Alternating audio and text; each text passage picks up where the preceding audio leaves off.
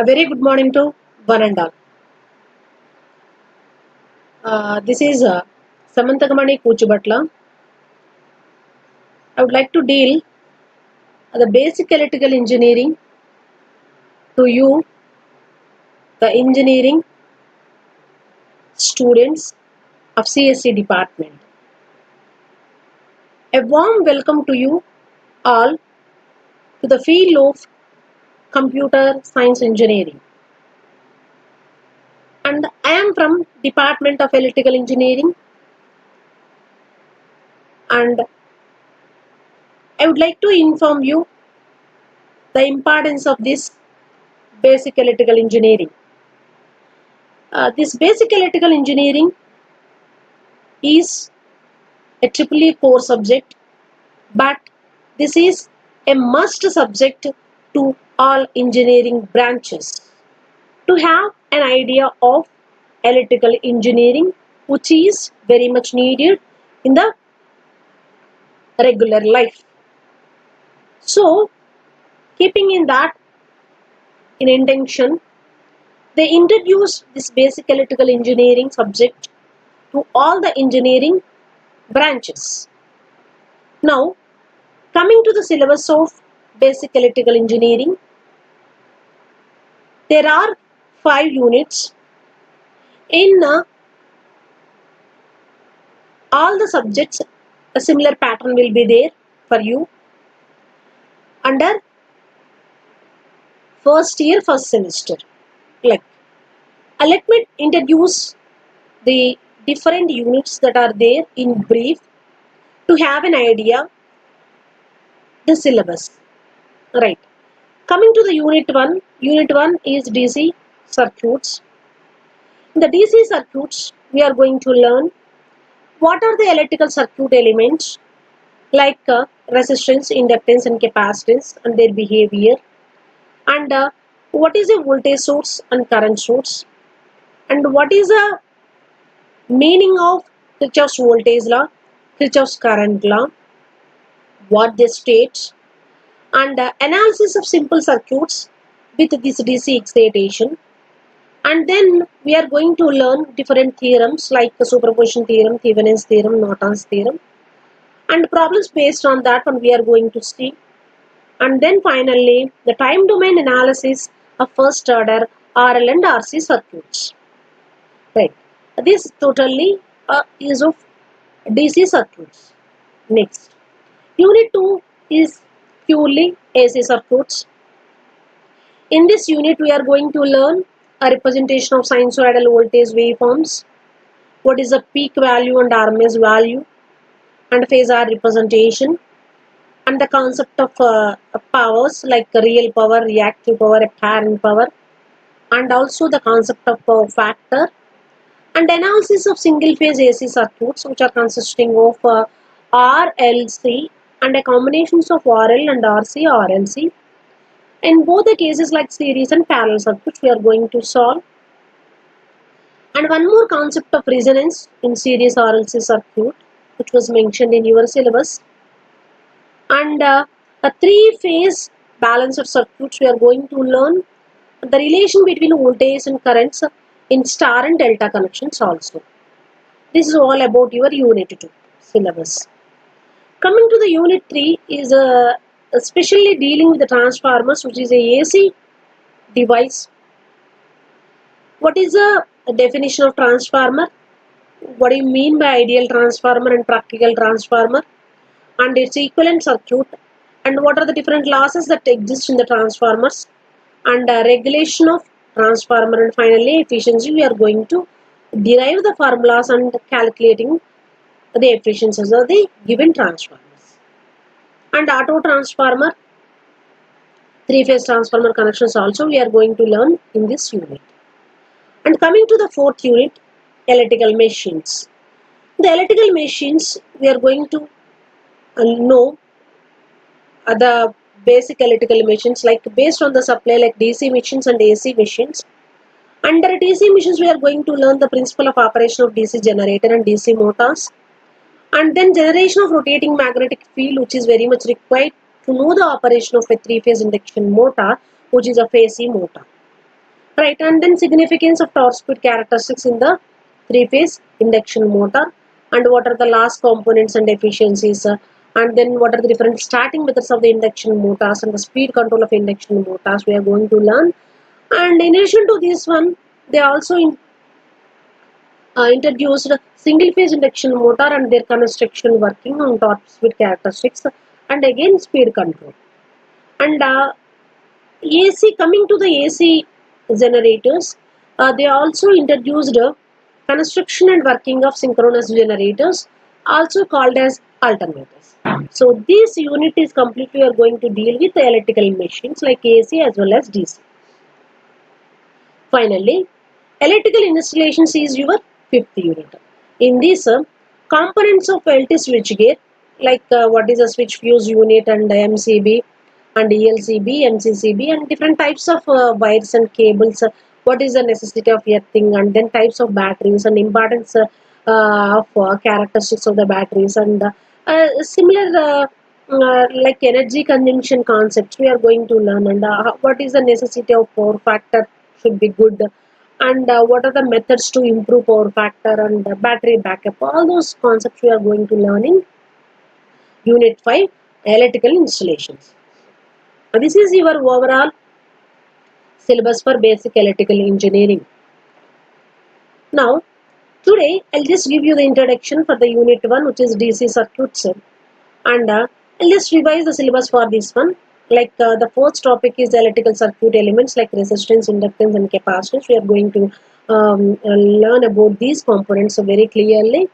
And then voltage and current sources and then Kirchhoff's voltage law and Kirchhoff's current law concepts in this Unit 1. And after knowing all this, let me tell you one point here.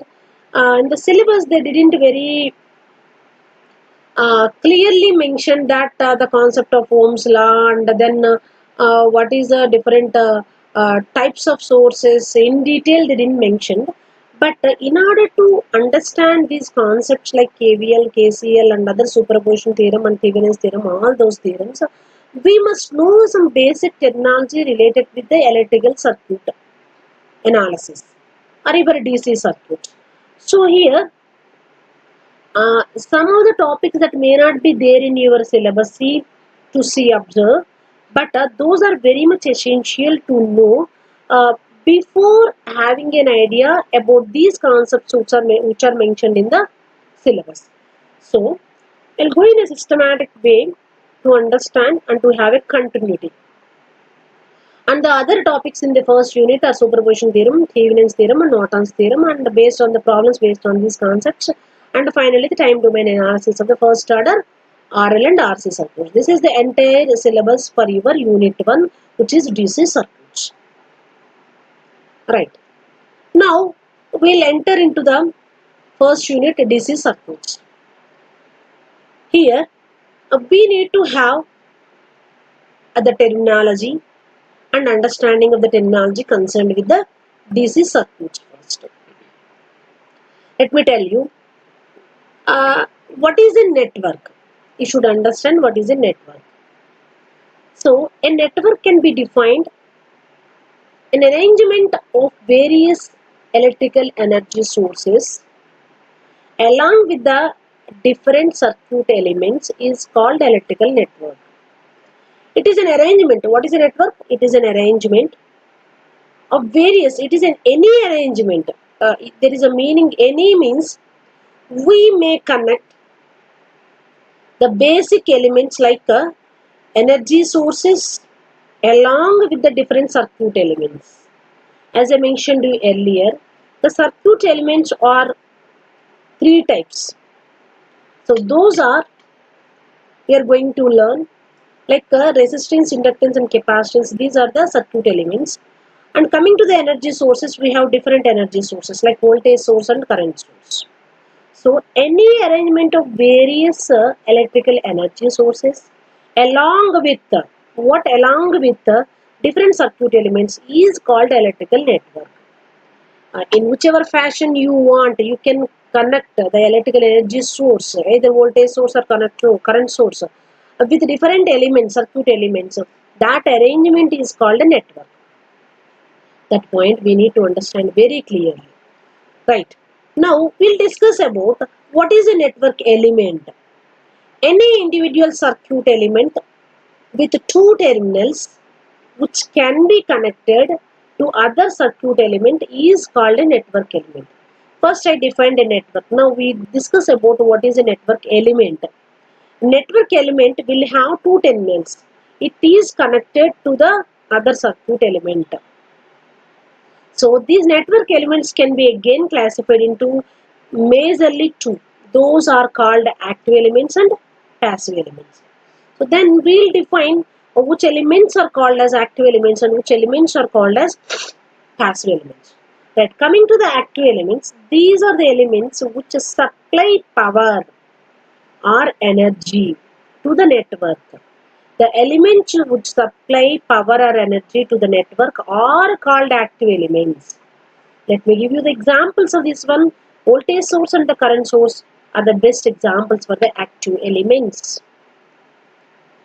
Right now, till now we discussed about what are the elements, network elements. They are classified into active and passive elements. We discussed about the active elements. Now, we are going to see which elements are called as passive elements. So, passive elements are the elements which either store energy or dissipate energy. They are called passive elements. Either they can store energy or dissipate energy. So, coming to the passive elements, the major passive elements are resistance, inductor, capacitor. These three are the basic passive elements. And out of which inductors and capacitors can store energy and resistors can dissipate energy in the form of heat. So again there is a difference between these three elements like the passive elements. Inductors and capacitors, they can store energy but resistors can dissipate energy in the form of heat. Right. So what is a network? What is a network element? So what are passive elements? What are active elements? What are the examples of those elements we have seen? The behavior of the entire network depends on the behavior and the characteristics of the elements. Again, the networks can be classified based on their behavior of the elements. Till now we have seen what are the elements, and based on the characteristics of their those elements which are used in that network, so the network can be again classified. So based on such characteristics, electrical networks can again are classified into different categories. So first classification of the networks is active networks, passive networks. And the other classification is linear networks, non-linear networks. And another classification is unilateral networks, bilateral networks. And another classification is lumped networks and distributed networks. We must have an idea of what is the type of the network, what are the elements that are present in the network. Then only we can simplify or analyze a given circuit.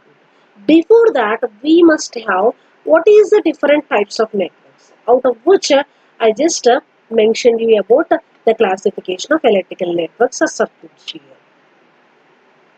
Now, I am going to define each and every type of the network here. We'll start with a linear network. Which network is called as a linear network? So, the definition for this one is a circuit or a network, both are one and the same. A circuit or network whose parameters, that is, like elements like resistance, inductance, and capacitance, are always constant, irrespective of the change of time, voltage, and temperature, is known as a linear network. So, we need to understand one point.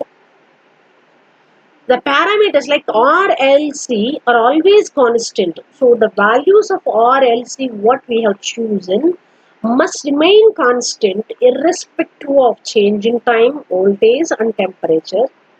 Then that type of a network is called a linear network. A linear network. And here the Ohm's law can be applied to such networks.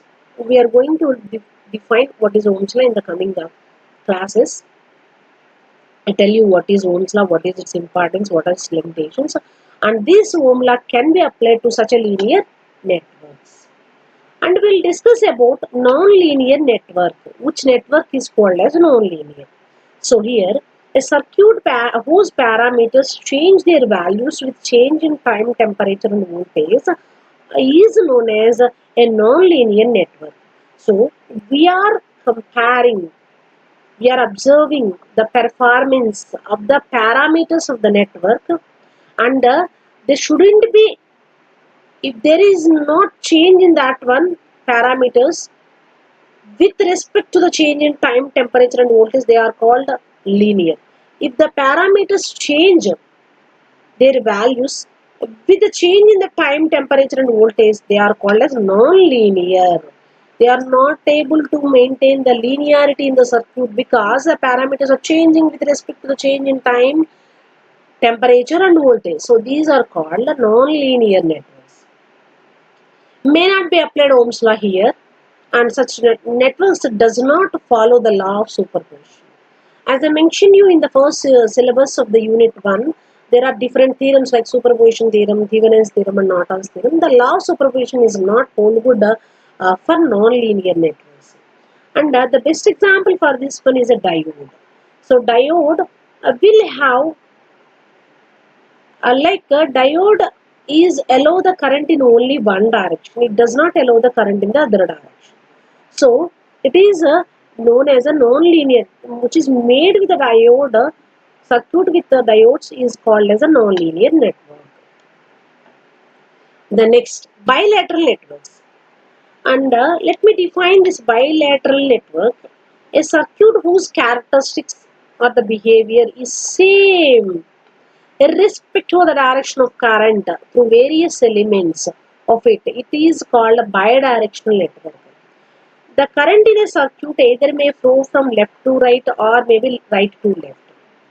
In that condition, irrespective of the direction of current is meant that in both the directions, the circuit characteristics of various elements is same, then it is called a bilateral network. And this will give you the best example. A network with only resistance is the best example for the bilateral network. And coming to the unilateral network, a circuit whose operation or the behavior is dependent on the direction of the current through various elements is called unilateral network. So, let us consider a diode which is placed in a circuit or network. The diode allows the flow of current only in one direction. In the other direction, it does not allow current. So, that sort of a network having diode as an element is called a unidirectional network. So, the performance of the circuit remains the same in both the directions, is called bilateral. The performance will change with respect to the direction of current, that is called a unidirectional network. Now, one more classification like active and passive networks. An active network contains at least one source of energy is called active network, which is having at least one source of energy. We defined in the previous slides sources of energy and circuit elements. Two categories were there, sources of energies and circuit elements.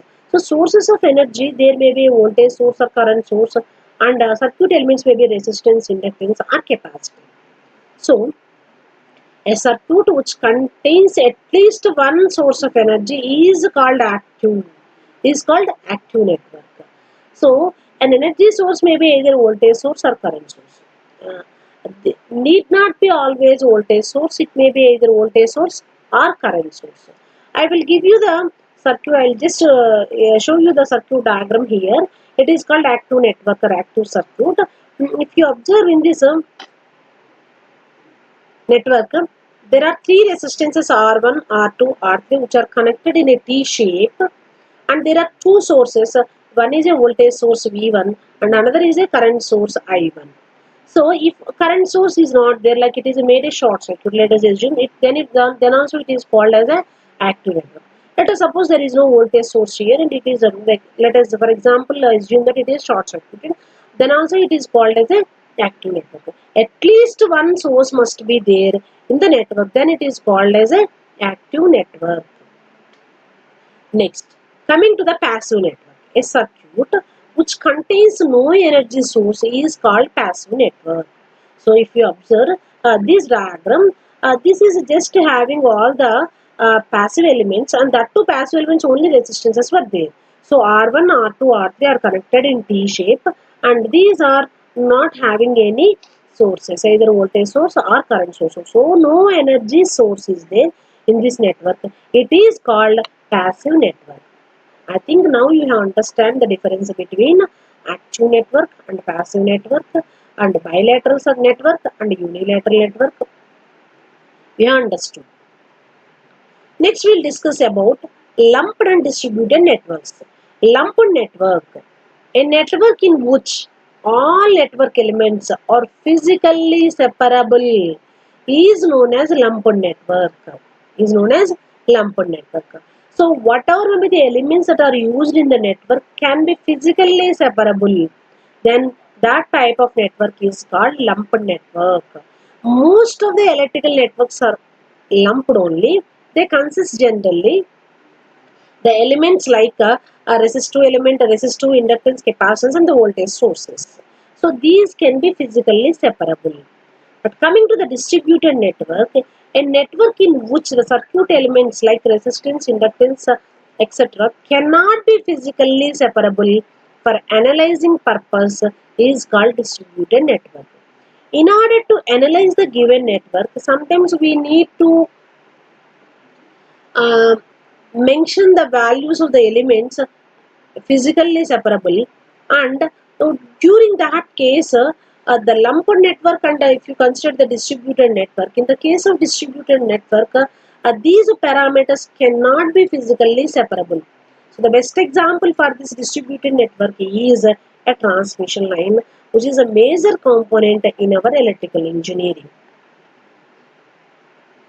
So next, coming to the energy sources, as I simply mentioned you, as energy sources are active elements, we are going to discuss in detail about these energy sources right now. Basically, two types of energy sources are there. One is voltage source, and the second one is current source. And these are again classified as ideal source and a practical source.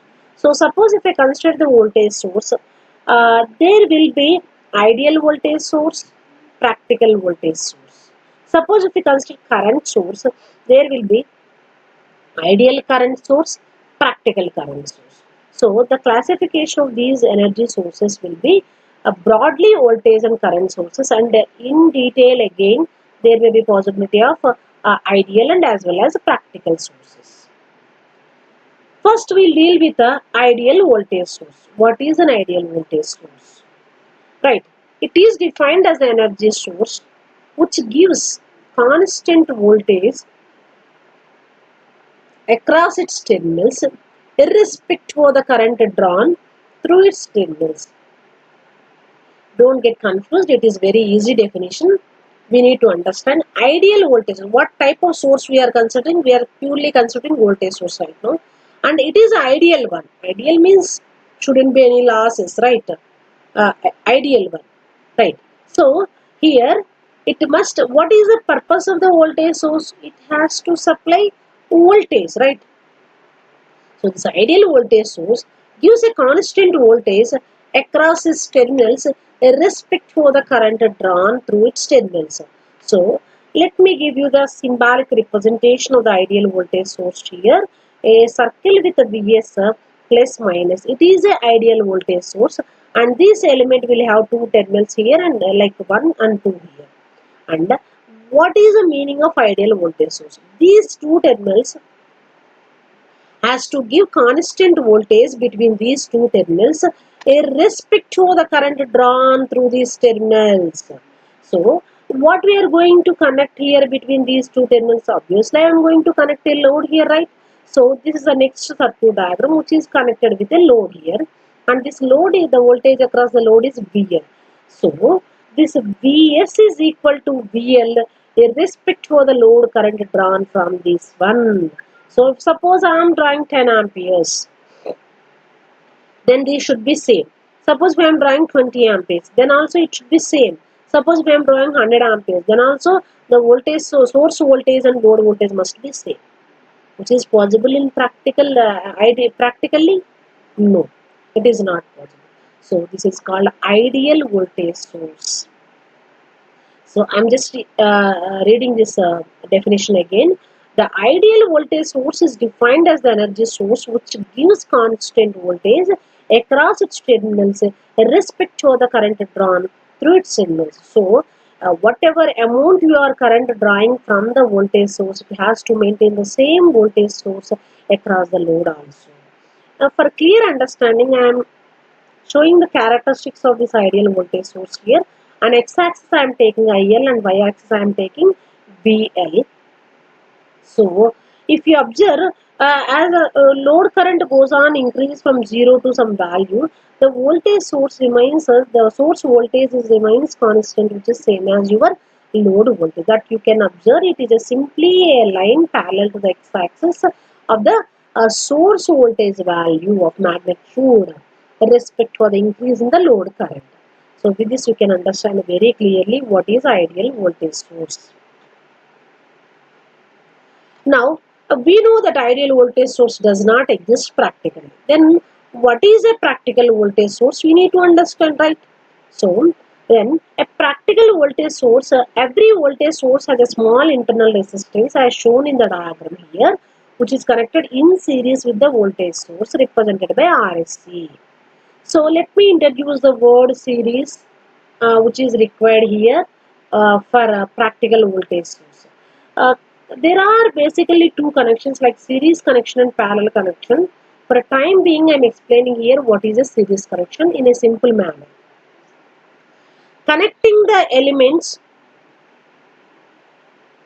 in series means, let us suppose this is a positive terminal here, negative terminal here. So the resistance also having two terminals, one terminal here, second terminal here. So this is starting terminal, this is ending terminal, this is starting terminal, this is ending terminal. So the ending terminal of first element is connected to the starting terminal of the next element. This type of connection is called series connection. In another way, we can say that if same current is flowing through the elements, then the elements are said to be connected in series. So, we'll go back. The practical voltage source. Every voltage source has a small internal resistance as shown in series with the voltage source and is represented by RSC. So, practically there will be some resistance connected in series with the voltage source. So, if you observe, up to this is the symbolic representation of your practical voltage source. If you go back, there is no resistance in this one, in the ideal voltage source symbol. But in the practical voltage symbol, there is a resistance connected in series with the voltage source. Though, so the representation of the practical voltage source is Vs in series with RSC. Now, if you are connecting a voltage load across these two terminals, that load resistance is RL, then the current drawn from the circuit is called IL. The voltage across the load is V we are mentioning here, which is nothing but a voltage across the load here. So, what happens actually in this case, the voltage across the load for a practical voltage source. The equation is given by the load voltage is equal to the source voltage minus the drop in the resistance, series resistance. So, whenever a current flowing through a resistance, a drop will be across, a voltage drop will be across the particular resistance will exist as per the Ohm's law. Right. So, here there is a drop. How much current that is drawn from the circuit? IL is the current drawn from the circuit. So, the drop across this resistance is IL into RSC. So, by deducting this drop from the source voltage, we will get the load voltage represented by VL. So, if you observe, for ideal voltage source, this RSC value is 0. So, RSC value 0 means it is a short circuit. If you observe, there is no RSC value in the ideal voltage source. But in the practical voltage source, there is a resistance RSC in series with the voltage source. And now, we'll discuss about the characteristics of this ideal practical voltage source. Earlier, we have seen characteristics of ideal voltage source is a straight line, it's a line parallel to the x-axis, right? So voltage remains constant irrespective of the current drawn from the source here. Now we'll see what happens in the case of practical voltage source. Actually, what is ideal characteristics? It is a Vs which is a parallel to the x-axis here. But due to the drop in the series resistance, this voltage will gradually decrease as the load current increases. It is no more the same as source voltage, but a little drop in the characteristics if you observe. So here, when there is no load, IL is equal to 0 and VL equal to Vs. Under zero load condition only, the load voltage is equal to Vs. In the remaining all cases, as the load increases, there will be drop in the load voltage from the range of source voltage. That you can observe. This is the drop in the load voltage. Only the load voltage is this much rather than this much. So, this is all about your ideal voltage source and practical voltage source, symbolic representation and characteristics also. Now, we'll discuss about another type of voltage source which is called time invariant and time variant voltage sources. The time invariant voltage source is defined as the voltage is not varying with time is known as time invariant voltage source. Means suppose if I consider at 10 o'clock I consider what is the voltage given by the source. Let us assume it is 10 volts. 10:30 I'll measure the voltage. Again it is 10 volts. The 11 o'clock I measure the voltage. Again it is 10 volts. So irrespective of the time, the voltage supplied by the voltage source is constant throughout is called time invariant voltage source. So the symbolic representation is nothing but a direct voltage source. DC voltage, it is a DC voltage. So plus minus, the voltage remains constant throughout is called a time invariant voltage source. So the representation is circle with plus minus V, it is a representation of DC voltage. We can also represent with a battery symbol plus minus V with the two terminals. Next. Time variant source. It is called as AC source also. As the source in which voltage is varying with respect to time is known as a time variant voltage source. Can also be called as AC source. Suppose if you consider the supply that is used in our residential homes is alternating nature. We are not using DC, right? So this nature, if you instant to instant as the magnitude of the voltage is changing, then it is called time variant voltage. So it's nothing but a representation of AC sources. V of t, here we are mentioning V of t, where here small t mentioning that time variation like 0 instant, 0 seconds, 100 seconds, 200 seconds, and so on. As the time changes, the voltage also changes. It is of alternating wave here. So it is represented with the AC sources are represented like this. Then, till now we discussed about voltage sources like that. In that also ideal voltage source and practical voltage source and their symbolic representation and the characteristics. And we discussed about time invariant voltage source and the time variant voltage sources. Now we'll talk about current sources. So, ideal current source is the source which gives the constant current at its terminals irrespective of the voltage appearing across the terminals. So, now how we discussed about the ideal voltage source, now I am going to explain about ideal current source. In the ideal current source, irrespective of the voltage applied across the circuit, it always supplies the same current. It is called ideal current source. So it is represented, the symbolic representation will be a circle with an arrow upwards and IS. IS is source current. So if we connect a load here, VL, so it always supplies a load current IL irrespective of the, it always supplies IS irrespective of the load current here. And whatever the voltage that is applied across this one. So we need to measure the current here. What is the current that is supplied by the source as a voltage increase, load voltage changes. So the graph is the characteristics is drawn between a load voltage and a load current. So load voltage is taken on x-axis and IL is taken on y-axis.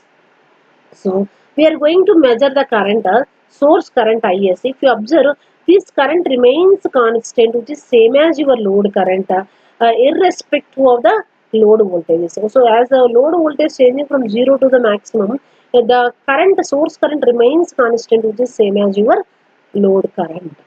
So this is about ideal current source. Next, we'll discuss about a practical current source, which is not possible, as we are assuming that the current has to be remains constant with respect to the load voltage, which is not actually happening in the practical case. So a practical current source, every current source has a high internal resistance which is connected in parallel with the current source, and it is represented by RSH. So in the case of voltage source, we discussed about, like in the case of practical voltage source, some resistance value is connected in series, right? So here, in case of practical current source, a high internal resistance will be connected across the current source. So here I would like to mention about what is the parallel connection. The parallel connection means, let us assume this is the starting terminal, this is ending terminal, this is a starting terminal, this is ending terminal. Connecting all the starting terminals and connecting all the ending terminals of all the elements is called a parallel connection. Parallel connection. So with this you can understand a high resistance value RSH is connected across. Can also be used as the term parallel to the current source. It is called a practical current source. So what the current practical current source, the current through its terminals decreases slightly with increase in the load voltage, with the voltage at the terminals. So in case of ideal current source, RSH is equal to infinite. If you observe, go back to the ideal current source, this is infinite. RSS is equal to infinite means there is no, there is open circuit. There is no resistance here means it's an open circuit. So we need to understand the terminology like open circuit and short circuit. When RSS is infinite, it does not allow any current flow here means it is an open circuit. So in case of ideal current source, the RSH value will be infinite. And now we are going to discuss about the characteristics of the practical current source. So take your x-axis as VL and y-axis as IL, and the source current is IS, and it is a dotted line is ideal characteristic curve, but practically it is no more follow the ideal characteristic curve. There will be some drop in the characteristic curve. That is because of your drop in the current flowing through the shunt resistance ISH. Actually speaking, there is no resistance RSH here. Whatever the current supplied by the source is directly going to the load. So IS equal to IL. So if you observe dotted line is ideal characteristic curve for the current source, right? But practically what happens, whatever may be the current that is supplied from the source is getting divided into load current and as well as the shunt current. So based on the resistance value, the small current will be flowing into the shunt resistance, and the remaining will flow through the load here. So because of this shunt resistance, there will be some drop in the current, reduction in the current, source current. That is this one. So the dark line give you the characteristics of the practical current source. So IL plus ISH is nothing but your IS. Thus ISH is, as ISH increases, IL decreases, and we can tell one point very clearly: the load current is always less than the source current. And another classification is time invariant current sources and time variant current sources, as we have seen in the voltage sources also. The source in which current is not varying with time is known as a DC source, a DC current source. The symbolic representation is a circle with a up arrow, and I, this is a DC current source or a time invariant current source. And time variant sources, time variant current source. The source in which the current is varying with time are known as time variant current source, are also called as AC sources. So So the symbolic representation of the time variant current sources are arrow with the sinusoidal waveform which is encircled with a with the I of t. So time variant I of t is called is the symbolic representation for time variant current source. So, till now we have discussed about what is the syllabus for your basic electrical engineering subject, and out of this we have 5 units. I mentioned in detail what are the different topics we have in each and every unit, and we started with the first unit, which is the DC circuits. Right, in the DC circuits also we have clearly seen what is the syllabus that is there, and I have started with the basic. I just given the introduction what are the different basic elements in the DC networks, and in the DC circuits we have like technology related with this one, like what is a network, what is a network element, what is the classification of elements, like how electrical circuits will be there, like active, passive, lumped, distributed, and other classifications also we have seen, and out of which I have started with different voltage sources, energy sources. In the energy sources, we have voltage source, current source, and out of which we have discussed about what is ideal, what is the practical case, and what are the characteristics of voltage source and current source. And all these topics we have discussed until this. So, we'll continue the class in the next class with a new topic. Thank you. Thank you, Ananda. We'll meet in the next class.